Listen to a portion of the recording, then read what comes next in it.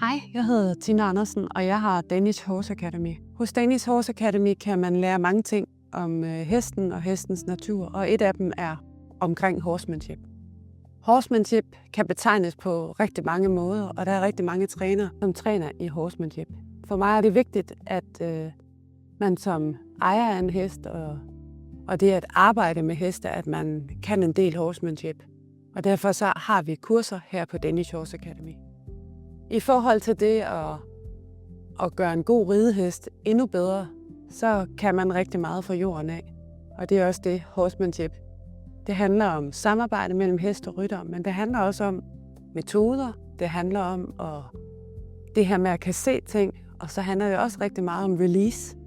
Og det her med på det rette tidspunkt at give hesten det rigtige release, så man helt uden godbidder eller andet faktisk godt kan rose sin hest, og så får den et godt indblik i, at det er rart at være sammen med sine mennesker. På Danish Horse Academy handler horsemanship rigtig meget om et samarbejde mellem hest og rytter, men også om bare hest og menneske. Mennesker, de er meget forskellige, og vi kan mange forskellige ting, og derfor så skal vi vide, at hestens hensigt, den er som oftest altid god.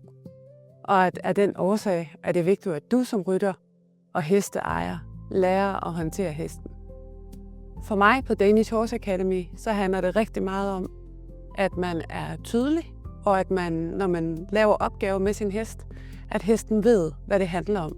Og det betyder, at man kan ikke skifte metode med sin hest hver anden dag, fordi det vil ikke gavne hesten.